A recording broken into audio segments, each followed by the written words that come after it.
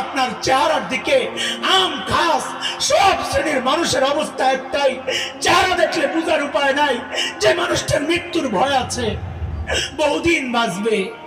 আরে এমনও তো হতে পারে এই জায়গায় বহু ভাই আছে, বহু মানুষ আছে যার কাফনের কাপড় দোকানে চলে আসছে। এমনও তো হতে পারে কালকে খবর আসতে পারে হাসান জামিল তার দুনিয়ায় নাই। এমনও তো কেন এমন নিশ্চিন্ত হয়ে গেল?